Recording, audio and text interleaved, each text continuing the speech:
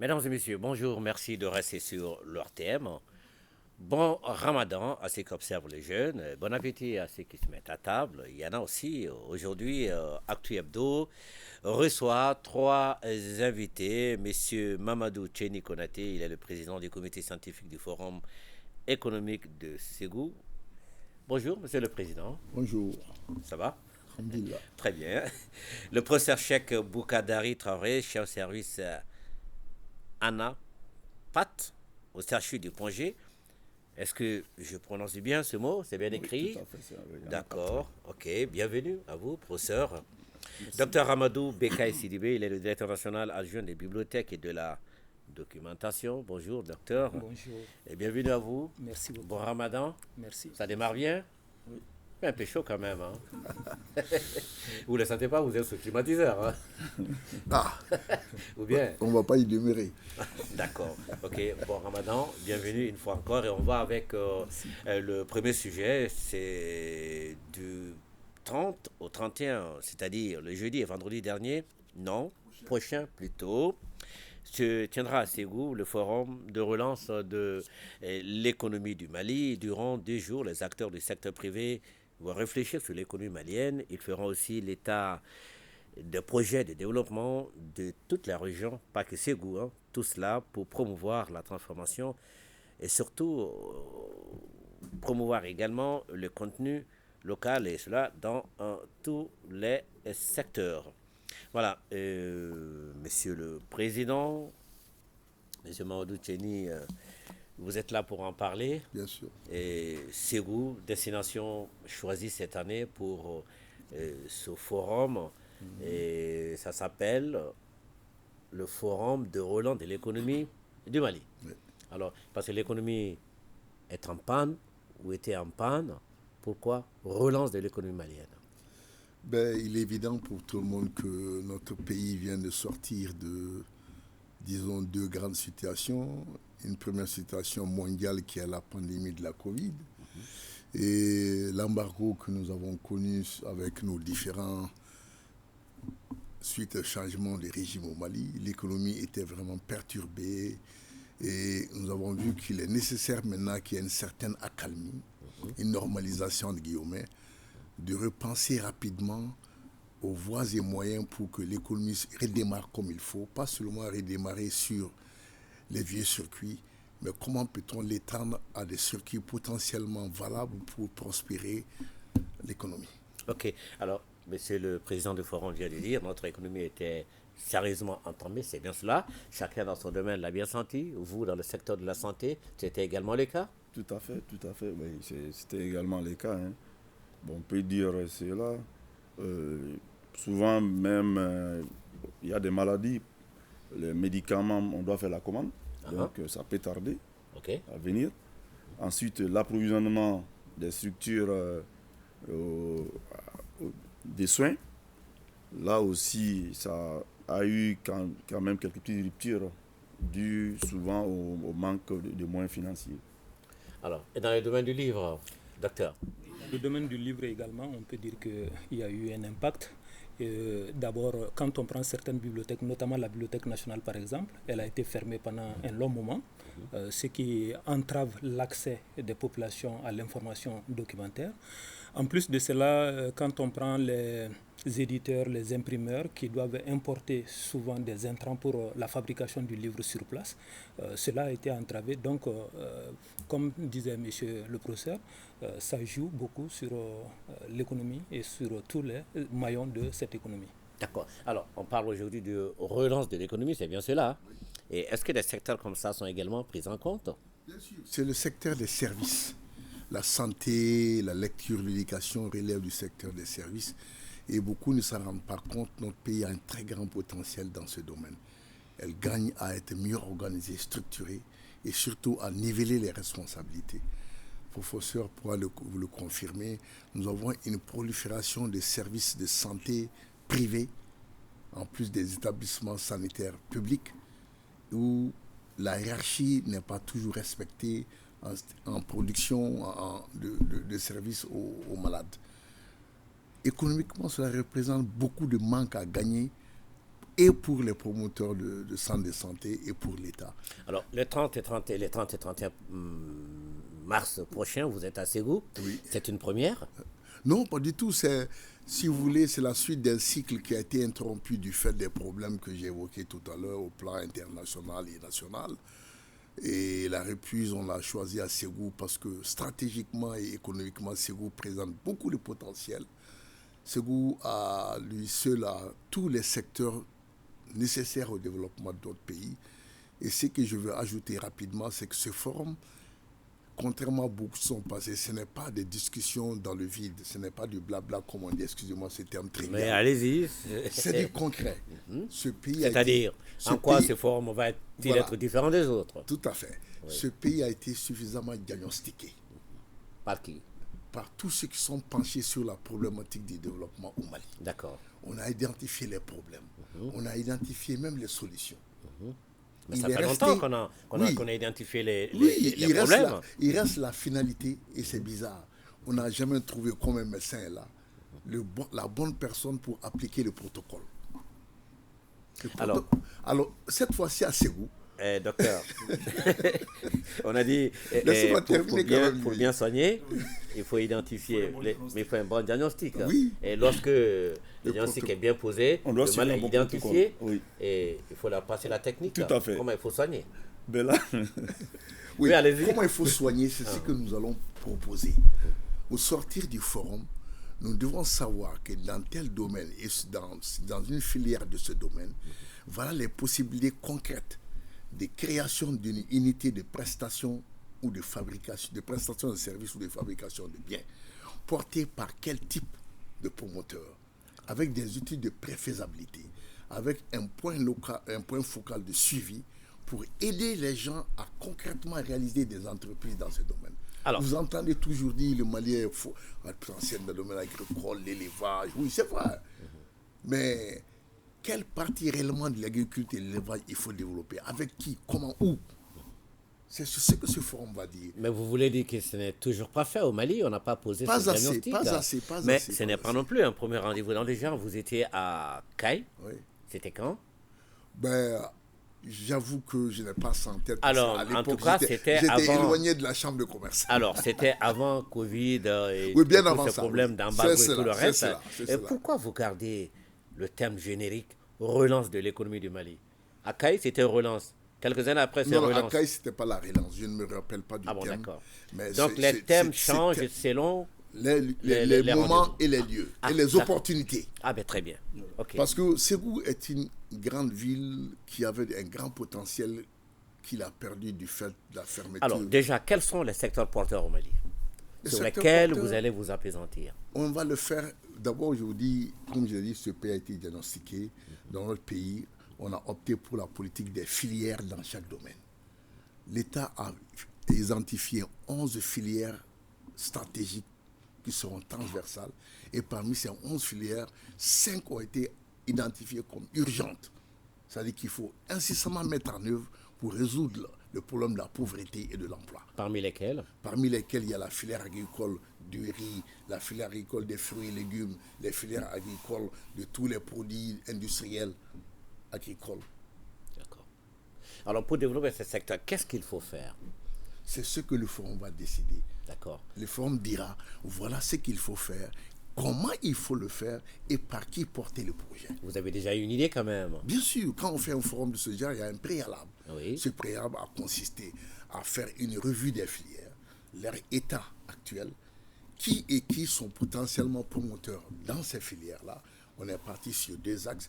Premièrement, les personnes qui existent sur ces filières, comment les consolider à se développer avant de penser aux nouveaux. Ensuite, comment faire venir les nouveaux. D'accord. Alors, déjà, pour parler de tout cela, et qui seront au rendez-vous? Quel est le profil des uns et des autres? Oui, selon les palais, vous avez des hommes d'État, des anciens premiers ministres, des grands spécialistes, des grands hommes d'affaires qui ont été des promoteurs au plan national et international. Vous avez des grands banquiers, ceux qui accompagnent le financement classique et le financement novateur. Nous avons aussi affaire à ce qu'on appelle dans notre jargon l'environnement de l'entreprise, qu'est-ce que quand une entreprise est là, qu'est-ce qu'il faut pour l'accompagner en termes de règlement de services après-vente, de sous-traitance. D'accord. Alors, vous en êtes le président des comités scientifiques, Ouais. c'est bien cela, Ouais. et qui porte ce projet, la Chambre de commerce. La Chambre de commerce. D'accord. Et c'est moi qui suis le président de ceux qui définissent le contenu de ce dont on va parler et les résultats attendus. D'accord. Alors, selon votre vision, à la lumière de tout ce que vous avez vécu, parce que vous êtes quand même un acteur, et pas des moindres, du secteur, du Oui. commerce et de l'industrie, et qu'en est-il maintenant? Faut-il se focaliser sur l'agriculture, sur le commerce ou sur l'industrie? Non. Ou les trois? Nous Si irons, oui, nous irons comment dans- faut-il s'y nous prendre? irons dans la promotion de l'industrie dans le domaine des services, donc des prestations de services D'accord. et la manufacture, la transformation des biens, des produits locaux en produits industriels. Le commerce est la finalité, c'est le bout de la chaîne. Ce qui est important pour nous, c'est qu'il faut augmenter notre capacité d'offre industrielle.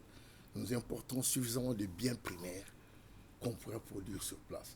Regardez un projet qui soit discuté là-bas. Nous importons des millions de tonnes de tomates concentrées au Mali par an. Alors que l'Office nous présente une possibilité énorme d'unités intégrées. Pas que, il y a également du lait. Oui, non, je prends un exemple. D'unités intégrées de production de tomates et de sa transformation sur place en tomates concentrées et en tomates pelées. Mais il y a de cela 60 ans, c'était là. Oui, alors pourquoi ça a arrêté? Cette première expérience de la Socoma montre que c'est tout à fait faisable sur une échelle beaucoup plus grande que l'Office Niger, avec aujourd'hui des techniques et d'autres moyens élaborés, très sophistiqués, rentables, de production et de transformation. D'accord. Alors, on a l'impression, en tout cas, vous nous rassurez que vous avez les idées. Hein? Les idées sont là. Et où sortir l'argent? Voilà, c'est le deuxième point du forum. Oui. Il faut un financement innovant et qui est possible en dehors des lignes de crédit classiques d'une banque. Les ressources dont les banques disposent de façon classique ne sont pas adaptées au financement industriel parce que leurs durées ne sont pas longues, les taux sont assez élevés. D'accord. Mais il existe dans l'environnement de l'UEMOA, disponible pour chaque pays membre, des possibilités de financement auxquelles nous n'avons pas suffisamment recours et auxquelles nous avons manqué d'imagination pour les mettre sur place. Sans compter qu'il y a de très grands potentiels au niveau local, au niveau des fonds de garantie, des fonds d'investissement qui existent, qu'il faut abonder, qu'il faut innover. Vous pensez vraiment que ce sont des argumentaires-là qui peuvent séduire le secteur des banques? L'argent ne cherche que l'argent. Si vous avez un bon projet, viable, rentable, l'argent ne viendra sans que vous ayez à taper 2 fois à la porte. C'est ce qui a manqué à nos projets. C'est-à-dire, nous avons au Mali des promoteurs qui font des projets très viables. On les laisse faire parce qu'on dit que c'est la libre entreprise. Mais nous n'avons pas cette culture dans notre écosystème administratif. Et alors, ils perdent alors qu'ils sont vraiment porteurs d'un projet viable. Nous voulons arrêter cela. Par exemple, si à Ségou, on identifie un promoteur qui veut faire cette tomate, c'est tout un ensemble d'accompagnement qui se mettra à sa disposition pour qu'il réussisse, au lieu de laisser seul en disant, mais les promoteurs, ils Donc, prennent c'est ce travail de coaching, d'accompagnement qui a toujours fait défaut. Exactement. Et c'est pourquoi nous impliquons dans le forum des structures du secteur privé comme le patronat, les organisations fêtières, des secteurs différents, pour qu'en synergie d'action, nous arrivons maintenant à faire un panel d'entrepreneurs, d'investisseurs qui seront accompagnés, car la réussite va faire une sorte d'effet d'entraînement. Alors, donc, nous revenons aux fondamentaux, c'est bien cela, parce qu'avant, il y avait ces industries-là de transformation. Pas assez. Ce que nous voulons promouvoir n'existait pas ou ont été fermés. Regardez l'exemple type. L'État vient de recréer la Comatex nouvelle sous une forme qui est purement son rôle régalien. Mais en tant que business, le modèle n'est pas rentable. Nous allons nous investir pour nous accaparer de ce projet. En quoi il n'est pas rentable? Monsieur, Il n'est pas viable? une société anonyme unipersonnelle, un seul actionnaire qui est l'État. Vous croyez qu'une société d'État aujourd'hui sera financée? Non. Le modèle a vécu. Mais l'État l'a fait de façon régalienne. C'est un pied d'appel à nous. Quand le dossier viendra au ministère du Commerce et de l'Industrie, nous, secteur privé, allons faire du portage. C'est-à-dire racheter les actions, ramener la part de l'État à un niveau acceptable, 10-20%, et le reste, ce sera pour le secteur privé. Et c'est une chambre de commerce, c'est le patronat qui sont habilités à promouvoir de tels tours de table de l'actionnariat. Mais est-ce que ce ne sont pas ces mouvements de privatisation à outrance qui nous ont amenés là où nous sommes, non? Au départ du pays, ça n'était pas comme ça. Aux années 60, ça n'était pas comme FMI, ça a été fait un peu de façon... Vous avez quelle garantie pour nous protéger contre les mêmes mots? Non, vous confondez deux choses. D'accord, expliquez-nous.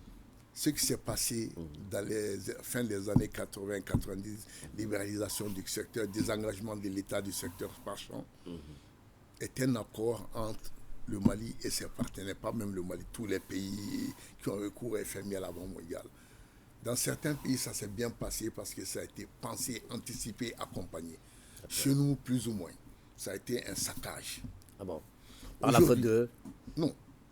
Parce qu'on n'y était pas habitué. On n'a pas cette culture d'entrepreneuriat. On n'a pas cette culture entrepreneuriale au Mali. Mais le Mali est un pays de commerce, quand même. Non, de commerce, mais pas d'entreprise structurée industrielle. C'est l'État qui a fait cela avant, de 60 jusqu'à ce qu'on démantèle ces entreprises-là. Il y avait très peu d'entreprises privées de taille consistante qui puissent vraiment représenter un secteur. C'est maintenant que cela a commencé. Et les Comatex, une MPP, usine malienne de produits pharmaceutiques, ont été créés dans cette optique et liquidés dans la même mouvance politique. L'État a compris aujourd'hui que ce sont des secteurs qui ne peuvent pas rester en berne. En attendant de trouver un repreneur parmi les secteurs privés maliens, politiquement, comme signal, ils ont fait recréer ces entreprises. À nous de comprendre, voilà une opportunité d'affaires qui nous est offerte, avec toutes les garanties et les accompagnements nécessaires. Alors, pourquoi vous n'êtes pas venu aussitôt, lorsque vous avez vu cette bonne intention? Bon, il y en a qui ont porté des projets de l'UMPP, demandez à l'ordre des pharmaciens. Le business étant ce qu'il est, il y a des raisons où il n'avance pas, des raisons pour qu'il avance. Peut-être que leur offre n'était pas suffisante pour reprendre l'entreprise, ou l'offre n'était pas l'intérêt des premiers acquéreurs. D'accord, mais puisqu'il n'y a pas quelqu'un d'autre pour prendre ce sujet sur le plateau, bah oui. C'est vous qui l'avez dit. Non, mais en fait, vous êtes allé sur un terrain, un domaine qui est beaucoup plus politique et macroéconomique. Oui, mais on veut comprendre. Oui. L'essentiel chez les citoyens, c'est de bien vivre. Oui. C'est tout. Non, l'économie est simple. L'économie n'a qu'un seul objet. Assurer la prospérité économique des populations. Voilà, c'est ce qui nous intéresse. Voilà. Mais que ça vienne maintenant de l'État, que ça vienne aux acteurs du privé, que ça vienne du PPP. C'est aux acteurs privés dont on parle d'identifier les moyens d'y parvenir. Et c'est ce que nous ferons à ce moment. Ok. On verra et ce qu'il va avoir comme nouveau, sinon ça fait quand même quelques années. Et si vous le permettez, je vous le demande, je reviendrai sur ce plateau avec les actes du forum. Absolument, les plateaux vous ont offert. Et vous montrer ce qui est acquis et comment il sera mis en œuvre et pérennisé. D'accord. Pour l'instant, vous le gardez, ça sera une surprise. Mais oui, puisque non, ce n'est pas une question de surprise. Nous n'avons pas Êtes-vous convaincu en tant que citoyen? Bon, pas à 100%. Voilà. Ouais. Et vous doutez de quel point? Sur la faisabilité. N'est-ce pas? Oui, et le suivi. Ok. Ouais. Par exemple, vous venez de dire qu'on peut industrialiser l'économie, notamment au niveau de l'agriculture. Là, est-ce que ça sera une activité pérenne? En cas d'abus, est-ce qu'il y aura une sanction? D'abus de la part de qui? Bon, par une partie. Non, c'est un industriel, un promoteur qui vient créer son entreprise. Il ne va pas se voler lui-même. Il ne sera pas seul? Il ne sera pas seul. Il a des actionnaires. Et aujourd'hui, une société anonyme avec les règlements de l'OHADA, c'est un conseil d'administration, des structures de contrôle interne et externe qui n'existaient pas avant quand il y avait les sociétés d'État. Docteur Sidibé est convaincu, dubitatif, vous aussi? Bon, je crois qu'en juger tout de suite, là, ce ne serait pas très sage à mon avis. On va attendre. On va attendre parce qu'il y a un forum qui doit se tenir et il y a des experts qui vont plancher sur les questions. Et normalement, cela doit aboutir à un document pertinent, applicable. Donc, on ne peut qu'attendre pour le moment. Bon, ce n'est pas non plus interdit d'attirer l'attention sur les inquiétudes. Oui, bien sûr. Oui, l'inquiétude relève du fait qu'ils ne sont pas des investisseurs. Un investisseur a une tradition de prise de risques. Non, ils ont des références. Ça y met quand même des garde-fous. Toujours. L'argent ne sort pas sans garde-fou. Ça ne sort pas. C'est pourquoi je vous ai tout de suite que le schéma initial de l'État, de faire de la Comatex ou de l'usine de produits pharmaceutiques, des industries où il n'y a qu'un seul actionnaire qui représente à lui seul tous les risques, n'est pas porteur, à plus forte raison, l'État, un État dont la réputation est qu'il ne dispose pas toujours des ressources financières nécessaires. Donc il faut faire venir des investisseurs privés, maliens, qui mettront leur argent et qui mettront une structure de contrôle de management conforme aux objectifs de l'entreprise, la rentabilité. N'oubliez pas que c'est l'État qui a l'argent. Non, l'État n'a pas l'argent pour ça. Sinon, non, l'État n'a pas. Regardez pour regarder la Comatex actuelle. Les plus gros marchés qu'on donne au privé, qui les donne? Non, ça c'est le marché à commande, de consommation, de D'accord. fonctionnement. C'est pas l'État ne donne pas de marché d'investissement, de création d'entreprises. D'accord. Cela revient des banques, des promoteurs. C'est tout. D'accord. Et regardez, pour créer une usine comme ça, comme Comatex, il ne faut pas moins de 5 milliards de capital.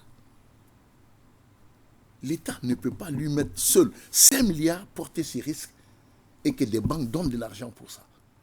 Il faut qu'ils aient autour de la table des professionnels du métier et de tous les segments du métier qui ont une expérience, qui ont un savoir-faire qui permettent à la banque de dire ça, si nous mettons notre argent avec le plan d'affaires que voici, nous retournerons notre argent. Et c'est tout cet ensemble que vous n'êtes pas venu à constituer, que vous allez amener à Ségou, Voilà. et que vous allez mettre face. On va mettre sur la table, Voilà. montrer la faisabilité et, comme on dit, mettre l'argent en appétit pour qu'ils adhèrent et qu'on porte ce projet. Et partout où ça s'est développé à travers le secteur frais, c'est comme cela que cela se passe. Et nous y croyons d'autant plus qu'aujourd'hui, peut-être vous n'avez pas fait cette observation, le secteur privé malien a beaucoup évolué. Nous avons aujourd'hui des véritables universitaires qui sont dans le secteur privé, des gens qui ont un comportement rationnel, qui sont sortis des écoles de commerce, des écoles d'affaires, qui ont l'ambition d'être des Aliko Dangote. Ces gens ne veulent pas faire de l'investissement, comme on dit en français, manger le blé dans l'herbe. Vous avez des chiffres? Des chiffres On a également vu des grands magnats dans ce pays qui n'étaient pas passés par une école, et qui ont Oui. géré. Non, dans le les commerce. biens. Ça, dans le commerce. Voilà. Dans le commerce. Mais l'industrie, ce n'est pas de l'innovation. Tous les magnats qui ne sont pas allés à l'école, qui ont réussi dans l'industrie, ont eu recours à ce genre de profil que je vous ai Mais toutes parlé. les industries qui ont marché Et également moi-même, dans le pays étaient détenues par l'État. C'est ce qui est bizarre. Non. mais si. Aujourd'hui, il y a des grandes industries qui sont portées par les privés. Et regarde, je ne parle pas... Parlez-nous des industries qui étaient là au début des années d'indépendance. Tout c'est appartenait à l'État. l'État et puis ça marchait à merveille. Non, mais si. non, c'est une illusion. Sinon, il serait Ça pas... ne marchait pas. Non. Les industries créées au début des années 72 dans les régimes socialo-marxistes, c'était ça. Vous avez vu, je prends un exemple. Si la Socoram était là encore, elle serait en train de fabriquer des ordinateurs. À cette époque, ça fabriquait des radios. Oui. Voilà. Et comment vous savez ça se faisait? Si c'est des industries créées par coopération entre pays socialistes. Économiquement, il y avait des avantages qu'on accordait qui, en termes de rentabilité commerciale, de rentabilité, de rendement, n'étaient pas là. On venait beaucoup de choses cadeaux. Ce sont des entreprises qu'on a créées symboliquement, politiquement d'abord. Ah bon? Mais en réalité, quand vous faites un audit comptable managérial de ces entreprises, Il n'y avait rien derrière. non, ce n'était pas du solide. D'accord. Ok, C'était pas bon. du solide. Il nous faut une émission spéciale avec M. le Président. Sinon, on ne pourra pas parler des autres Et vous sujets. pensez que fabriquer des ordinateurs en Afrique, pourquoi ça ne prolifère pas? Parce que nous n'avons aucun élément qui sera... Nous serons tout simplement un assemblage de composants. Oui, ça peut commencer par là. C'est pas rentable. Oui.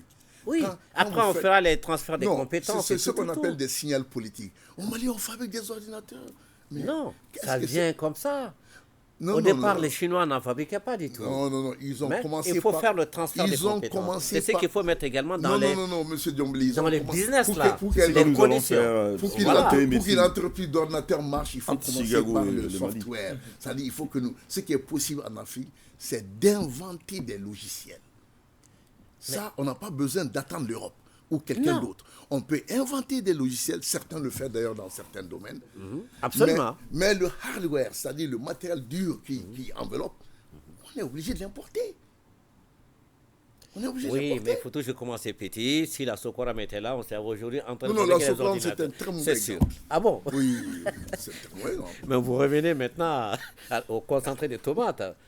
Ça, c'est un très bon exemple. Ah, mais ça appartient à l'État. Ça correspond Ça appartient à l'État. Ça correspond à un besoin En fondamental. quoi Socoma peut être un bon exemple et Socoram pas du tout? Parce que le modèle économique de la Socoram comprend des éléments qui Bon, seront d'accord, tous la prochaine importés. fois, on va amener des spécialistes qui seront pourront- tous importés. Quand Ok. vous demandez à la radio ici... pour Monsieur faire de le la- Président, on va passer à notre deuxième sujet. Vous allez...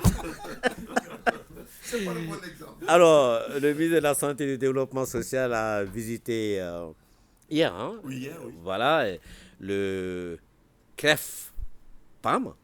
CREF-PAM, et c'est le Centre de recherche et de formation sur les pathologies moléculaires. L'entité située dans les locaux du CHU du Pongé a fait plus de 1000 prélèvements en 2022 dans le cadre du diagnostic du cancer. L'une des particularités de cette structure, c'est bien la prise en charge des patients isolés par la télémédecine. Voilà. Le ministre était chez vous hier. Hier, oui, effectivement. D'accord. Et brève présentation de cette structure, qui est une nouveauté quand même. Bon, c'est une nouveauté. Voilà. Bon, c'est une nouveauté, c'est tout simplement un centre qui fait la formation et la recherche dans le domaine des infections associées au cancer. La formation de qui? La Qui en formation bénéficie? des jeunes médecins, des Ah, jeunes d'accord. pharmaciens, Des généralistes, hein? des Tout le généralistes, monde. tout le monde. Ah, d'accord. Des généralistes pour avoir un master en pathologie génétique et Ah, moléculaire. Ok. Et d'autres spécialistes pour être PhD, un doctorant dans le domaine précis de la biologie moléculaire. D'accord. Alors, c'est quoi les pathologies moléculaires? C'est quoi? Bon, c'est les pathologies liées aux modifications génétiques des cellules. Donnez-nous un exemple, par exemple. Par exemple, En français facile. en français facile, un cancer, le cancer du sein. Ah, On sait qu'il y a beaucoup de cancers du sein qui sont dus aux mutations des gènes BCR1, 2 et 3 qu'on trouve dans certaines familles. Dès que ce nombre de gènes augmente, ces femmes ont beaucoup de probabilités d'avoir le cancer du sein pendant leur vie. D'accord. Le centre, il est là depuis quand? Le centre, on peut depuis 2 ans. Depuis des ans. Oui. Et sa capacité d'accueil? Et bon, sa capacité d'accueil, on peut dire 50. Hein. 50 ans. Oui. Et la formation, ça dure combien de temps? La formation, ça varie. Ça Si varie. c'est d'avoir un diplôme en master, ça c'est 2 ans. Mais pour un diplôme, pour devenir un doctorant, c'est autour de 3 à 4, voire 5 ans. Ok. Voilà, parce que la Vous formation avez- se fait en sandwich. Ah, Voilà, entre c'est-à-dire? le Mali, Nord-Ouest, l'université au Nord-Ouest, c'est tout au Chicago, aux États-Unis. Ah, d'accord. Oh, c'est ici et également là-bas. Et, là-bas, D'accord. bien sûr. Vous avez dit que c'est ouvert à tout le monde. tout le monde. Tous Bon, c'est Mais ça. il y a Ah des bah. conditions quand même. Tout à fait. Quelles sont les conditions qu'il faut remplir? Les conditions qu'il faut remplir, souvent on fait une sélection sur les critères des dossiers, sur les dossiers, en fonction des places disponibles. Voilà, donc il y a ça.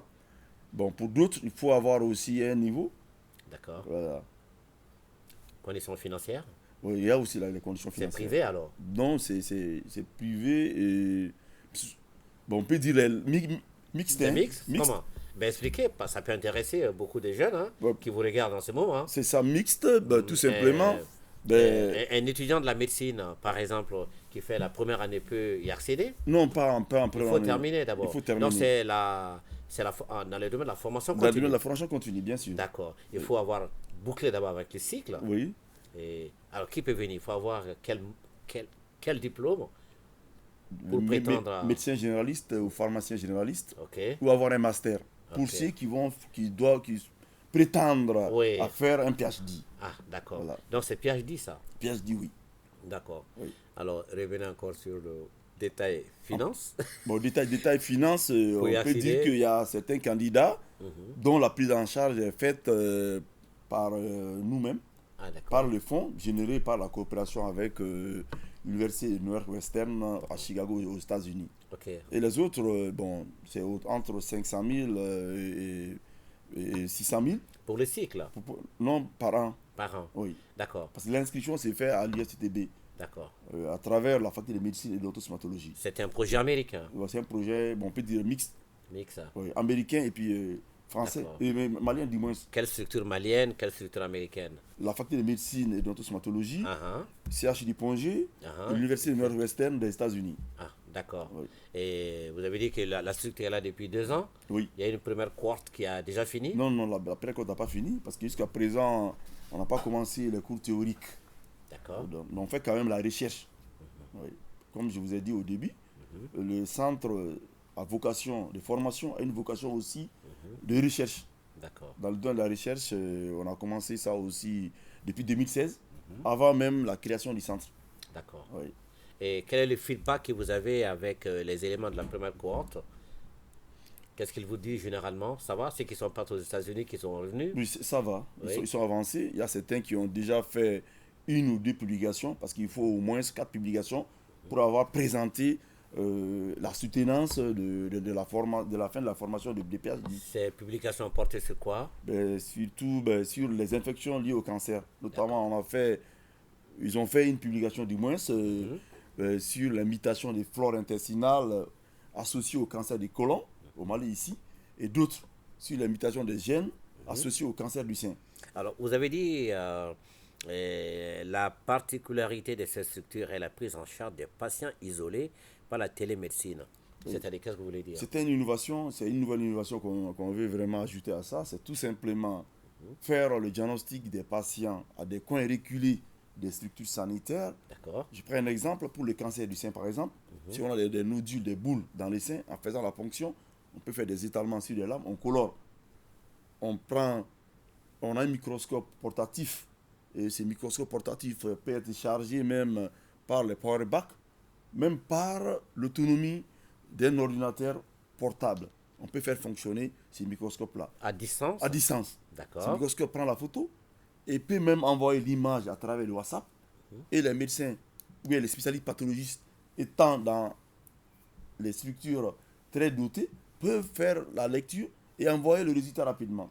Donc on peut commencer à faire la prise en charge sur place ou faire le triage.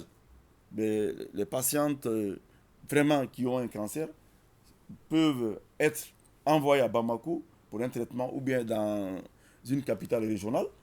Mais les patientes qui ont des lésions bénignes qui ne sont pas des cancers peuvent être traitées sur place.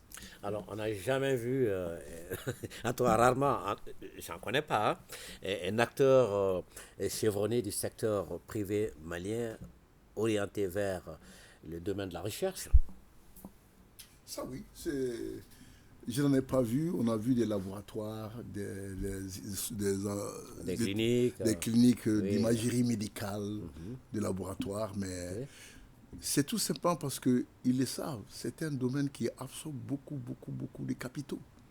Et ça prend du temps. Ça prend du temps. Et même en Europe, il y a des financements dédiés pour cela. Derrière les grands laboratoires de pharmacie que vous voyez, vous avez des grands systèmes financiers qui sont derrière. Alors pourquoi vous n'essayez pas de drainer un peu le secteur privé vers ce secteur également? C'est important. Il est très capitalistique.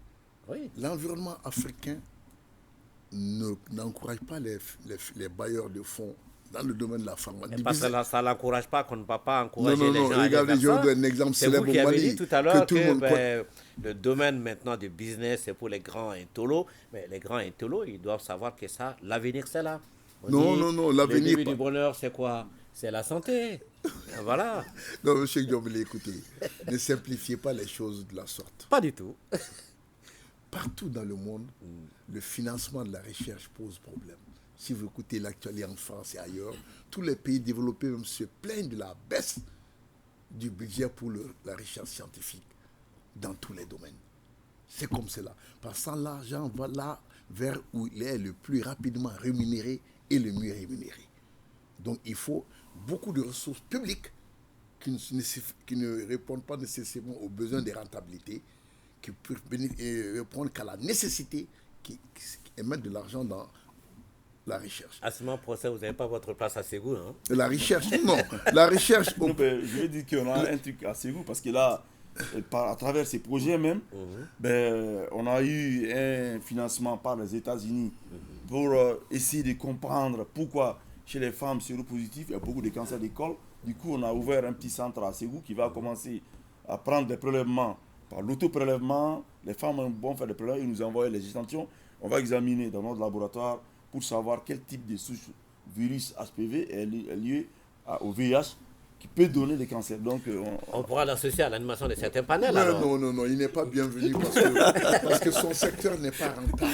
Ah bon, il n'est pas rentable. Son secteur n'est pas rentable. C'est rentable dans un domaine s'il y a des laboratoires de pharmacie, des fabricants de produits pharmaceutiques qui peuvent en tirer profit. Je vais vous dire que il paraît que vous n'êtes pas les bienvenus. C'est rentable, pourquoi? Oui. Parce que les microscopes portatifs que je vais nous dire là, c'est un ingénieur malien qui est en train de travailler avec l'université de Chicago pour essayer d'augmenter la capacité, n'est-ce pas, de cet outil-là pour pouvoir faire vraiment le diagnostic. Ensuite, on peut vendre ça avec les autres pays. On peut chercher les brevets. Oui. Un investisseur dit quoi? J'ai une opportunité A, une opportunité B. Il prend l'opportunité la plus rentable. La plus rapide demain. La plus rapide, la plus rentable. Voilà. Et la plus rapide, donc, c'est la plus rentable. Je vais vous faire cette remarque. On peut faire des bénéfices dans une affaire sans être rentable. Ça veut dire quoi? On fournit trop d'efforts pour peu de bénéfices. Quand je mets 1 million dans une affaire pour avoir 100 000 francs de bénéfices, ce n'est pas rentable. Il n'y a pas de perte, mais ce n'est pas rentable. C'est comme ça qu'un investisseur réfléchit. Si je reste à 100 000 francs de bénéfices sur un investissement de 1 million, au bout de 5 ans, le moindre incident contre-productif va bouffer tous mes bénéfices et me trouver en situation de déficit. Le bénéfice doit être à un certain niveau tel que, cumulé, il puisse résister à des moments difficiles tout en restant rentable. D'accord. Voilà des notions qui ne rentrent pas. C'est des notions économiques. Voilà, partout dans le monde, comme on dit que la santé n'a pas de prix. La recherche est financée concomitamment par l'État là où il faut de longs financements avant d'être productif et le secteur bancaire privé quand on sait que c'est tout de suite rentable comme les médicaments, les vaccins. Alors pourquoi vous voulez sortir le Mali de cet ensemble-là? Ailleurs, c'est comme ça, l'État s'implique avec des ressources longues de la part des banques, mais si c'est possible ailleurs, ça peut l'être ici. On n'a qu'à expérimenter, monsieur le Président. Non, on n'a pas les dotations. Ça, vous savez, il faut étudier la structure. Pourquoi vous restez pessimiste? Non, je ne suis pas pessimiste. Il faut être réaliste. Notre pays produit quoi pour générer des ressources suffisantes permettant de financer et d'abord son propre fonctionnement, ensuite des dépenses d'investissement. Mais il apparaît par exemple de cet appareil microscope portatif. Oui, portatif. Oui, qui n'est pas, si la politique, la mer à boire. Hein. Si la politique de recherche scientifique du Mali s'oriente vers cela et trouve des fonds pour cet effet, tant mieux. Mais je me dis, les systèmes bancaires que je connais, je suis administrateur de banque, le système bancaire que je connais n'est pas disponible à financer un tel projet. D'accord. Alors, on verra maintenant si ce système va financer également le livre, la politique nationale du livre et de la lecture du Mali. Il en a été question également cette semaine. Hein, et c'était au CICB, non? Voilà, professeur Cheikh Boukadari Traoré. Je rappelle que vous êtes le chef de service... non, vous êtes le directeur national adjoint de la bibliothèque, des bibliothèques et de la documentation. Oui. Alors, pour une durée de 5 ans, le budget prévisionnel pour la mise en œuvre de cette politique est estimé à quelques 60 milliards de francs CFA. C'est beaucoup quand même. Est-ce que c'est juste ces chiffres?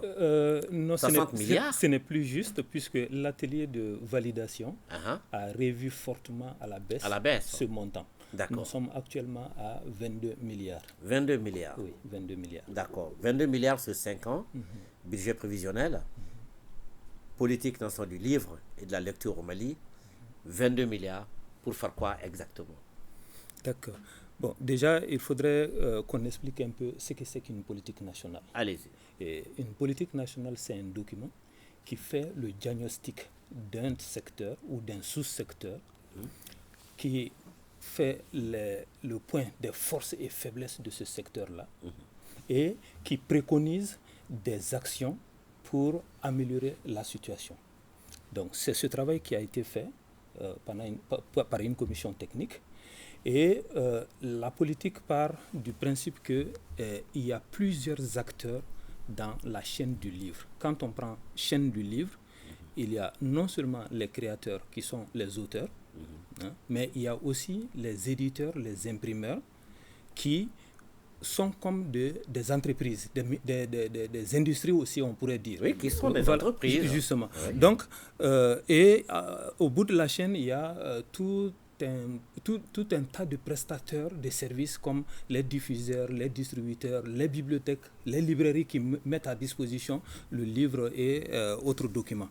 Maintenant, on est parti du constat que ces acteurs-là ont un développement pas harmonieux. C'est-à-dire que chacun est dans son domaine et pratiquement nous n'avons pas une harmonie, une chaîne forte qui puisse produire suffisamment de livres et le mettre à la disposition des Maliens. Pour y revenir à votre question, 22 milliards, ça peut paraître beaucoup pour certains. Mais si nous prenons par exemple la dimension économique du livre et nous regardons dans d'autres pays, prenons par exemple les États-Unis, le chiffre d'affaires du livre génère par an 22 milliards d'euros. En Chine, 12 milliards d'euros. En France, 4,5 milliards d'euros. Et en Allemagne, pour m'arrêter là, 9 milliards d'euros. Et prenons par exemple la France. Vous allez voir qu'il y a 80 000 emplois qui dépendent de la chaîne du livre là-bas. Ici, nous sommes dans une situation où ce secteur-là n'est pas suffisamment développé. Or, on a besoin du livre partout, dans tous les secteurs, y compris dans les centres de recherche ou dans l'économie. On a besoin du livre partout. Et deux, on a besoin aussi que l'économie du livre soit forte.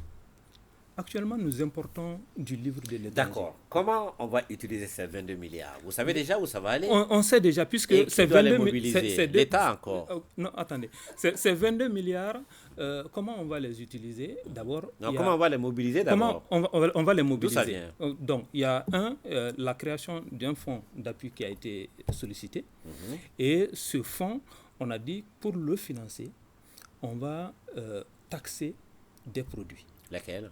Bon, maintenant, cela est à déterminer, puisqu'il y a une réflexion dans ce sens-là. Par exemple, on a vu que le billet d'avion a été taxé, la cigarette a été taxée, d'autres produits ont été taxés. Il s'agit de voir maintenant concrètement quels produits peuvent être taxés pour que... Une sorte de redevance. Une sorte de redevance pour financer le livre. Ouais. Maintenant, on ne parvient toujours pas de la redevance à leur temps pour qu'on améliore davantage ça c'est la qualité de nos prestations. Ça c'est vrai. D'accord. Mais la question, qu'est-ce qu'on va financer avec? D'abord, on va financer la création. Parce que les jeunes qui veulent écrire actuellement, qui veulent apprendre à créer, à écrire des livres, il y a l'organisation, par exemple, des camps d'écriture pour eux. Si vous prenez l'édition, il y a l'imprimerie, il y a des choses. Il n'y a pas beaucoup de temps, donc il y a la formation des jeunes. Il y a la formation. Ensuite, il y a le financement des éditeurs, des imprimeurs, et pas financement en tant que prendre de l'argent et leur donner, mais leur accorder des facilités.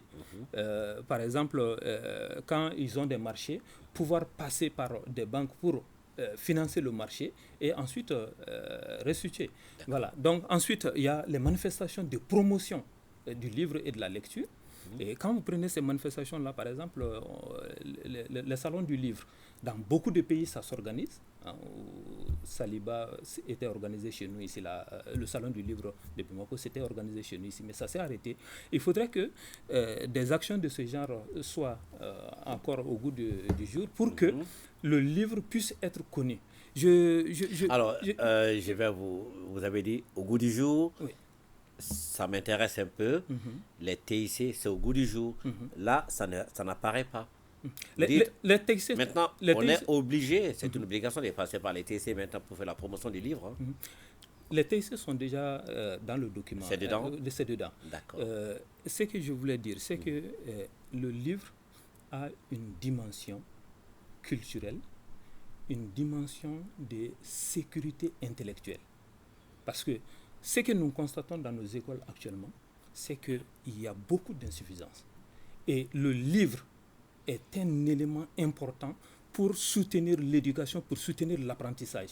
Si nous oublions cet aspect-là et que nous écartions le livre, c'est sûr que nous allons entretenir la médiocrité. Et pourtant, c'est le cas. Le livre n'est pas considéré. Vous demandez par exemple au secteur privé de venir donner un coup de main au secteur. Est-ce qu'on peut vous associer à ces projets? On ne va pas trouver, le projet ne trouvera pas preneur non plus. Non, je connais ce secteur de l'édition parce que j'ai été quelqu'un qui a assisté à beaucoup de créations d'imprimeries et d'éditeurs comme les éditions Donia. J'étais au cœur de l'édition, les Figuiers. Je connais le problème de l'édition. C'est un secteur difficile, en tout cas au Mali, difficilement rentable. Et les pays évolués que vous dites là, c'est le produit de plusieurs siècles d'évolution. Et surtout, le plus grand avantage qu'ils ont, c'est le niveau d'éducation. Les consommateurs de livres sont très, très développés, importants chez eux du fait que la population est quasiment totalement alphabétisée. Alors, qu'est-ce qu'il faut faire aujourd'hui pour booster? Alors, je vais vous donner le problème de l'édition se trouve dans les intrants. Tous les éditeurs vous diront le coût du papier, le coût de l'encre, Bon, le coût électrique juste sur ce sujet, font que le prix de revient du livre est à un niveau tel que le revenu du Malien moyen ne peut pas en faire un lecteur assidu. Donc, dans les 2000, vous allez subventionner également. Juste sur ce sujet, l'accord de Florence, qui facilite l'importation des intrants dont il parle, cet accord a été ratifié en 2014. Et malheureusement, cette ratification n'était pas connue des acteurs de la chaîne. Ce qui fait qu'on continue à importer à un prix élevé alors que c'est détaxé. Donc, la faute à qui? je ne sais pas, une diffusion du texte, parce que si c'est ratifié, si c'est ratifié, ça devait être mis à la disposition de tous les acteurs. Il devait y avoir même une promotion, une sensibilisation. Bon, je ne sais pas si c'était délibéré, mais en tout cas, c'est une réalité. 8 ans après, on se rend compte que l'accord a été ratifié. Or, les intrants, l'importation des intrants, la circulation même des biens culturels, tout cela dépend de cet accord-là. Oui. Donc, les éditeurs, ils étaient plombés, ils ne pouvaient pas évoluer, puisque pour évoluer, il faut qu'ils aient les intrants à moindre coût. L'encre, le papier, la pâte, les machines qui doivent entrer dans la fabrication du livre, tout était cher. Maintenant qu'on s'est rendu compte, d'ailleurs, dans la politique nationale du livre, il y a un point de vulgarisation de ce texte-là pour que tous les acteurs le comprennent. Je peux lui poser une question? Oui, allez-y. Est-ce que les imprimeurs réellement qui sont dans l'édition sont au courant de cela et que maintenant ils importent sous l'emprise de cette ratification? Tous ne sont pas au courant. C'est pendant l'élaboration de cette politique nationale qu'on s'est rendu compte que ça a été. Et l'élaboration a commencé en juillet 2022. Donc, alors, tout près. La mesure urgente, c'est que tout de suite, oui, l'État, via les ministères concernés, notamment le ministère des Finances, doit prendre un décret pour le signifier à la direction des douanes que l'importation de tel produit à des fins d'édition est exonérée total. Ouais. Bon, c'est un processus qui a déjà commencé, puisque la douane était avec nous à l'élaboration de la politique nationale du livre. Et même à la validation, la douane était là. Et surtout prendre les dispositions pour savoir que cette importation ne sera pas détournée à d'autres fins. Oui, ok. Mais il y a le document protocole. Oui, allez-y. Bon, moi, j'ai une question aussi. Compte tenu de l'effectif pléthorique, les étudiants et les élèves, est-ce que vous avez pensé dans votre projet une bibliothèque virtuelle? Parce que je sais que beaucoup de facultés de médecine font maintenant. Oui, nous avons travaillé avec le ministère de l'économie numérique et la création de plateformes numériques est prévue dans le document. Donc ça veut dire qu'il y aura des bibliothèques numériques, mais le problème seulement, ce n'est pas la création. Le problème, c'est le contenu qu'on va mettre sur ces plateformes-là. Il faut que nos professeurs ici produisent du contenu. Il faut que les acteurs qui sont dans la chaîne du livre produisent du contenu et acceptent de mettre certaines de ces ressources-là sur les plateformes. Vous avez dit qu'il n'y a pas suffisamment de production. Oui, il n'y a pas suffisamment de production et on ne peut pas vivre de la production étrangère. Pour développer on a vu l'expérience avec la bibliothèque de l'université au tout début, la bibliothèque virtuelle de l'université. Donc ça a été créé et malheureusement ça n'a pas été alimenté. Et ça s'est arrêté là.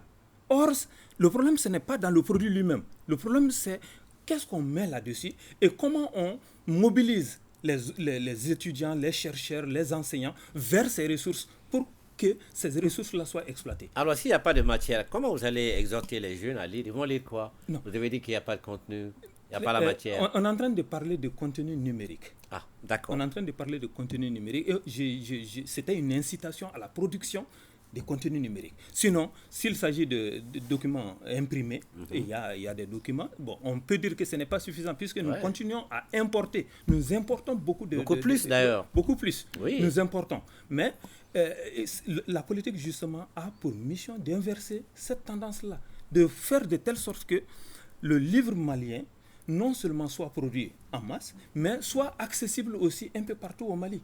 Parce que si c'est concentré à Bamako ici seulement, si c'est concentré dans les chefs-lieux de région, les populations qui sont à l'intérieur, qui sont dans les villages, n'auront pas accès.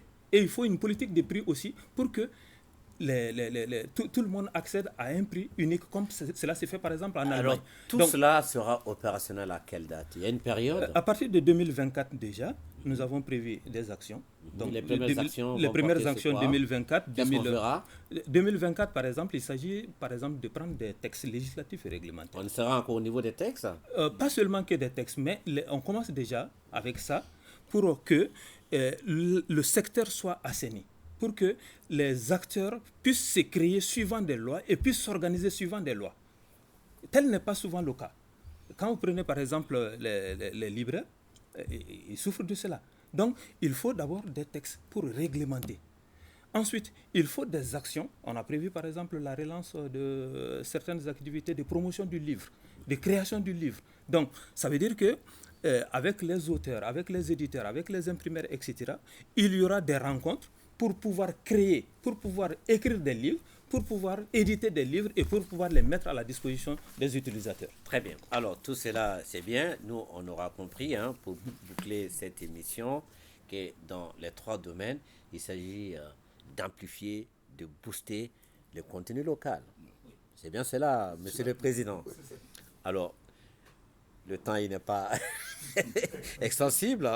On est obligé... Je crois que nous sommes le plus possible qu'on s'intéresse au domaine de l'édition que la recherche scientifique. Parce que c'est très capitalistique. Ok. Et ça prend trop de temps. Le message est clair. Dr Amadou Bekay Sidibé, directeur national adjoint des bibliothèques et de la documentation, peut se rendre à Ségou. Le professeur Cheikh Boukadari travaille les services ANAPAT au statut de Pongé. Il peut venir comme observateur. Pas là-bas. Il peut venir comme observateur. Nous sommes preneurs. Comme observateur. Merci à vous, M. Mamadou Tchéni Konaté, président du comité scientifique du Forum économique de Ségou. Inch'Allah, le plateau d'Actu Hebdo vous est réservé au retour. Inch'Allah. C'est une demande que nous attendons, que j'allais vous dire. Et si vous l'acceptez d'avance, absolument, avec un très grand plaisir, nous viendrons présenter ce qu'il y en a ici. Ok. Merci à vous. Merci. Bon forum. Bonne suite. Bonne lecture. Merci beaucoup. Tout à l'heure, le journal de 13h, c'est avec Abdoulaye Sako.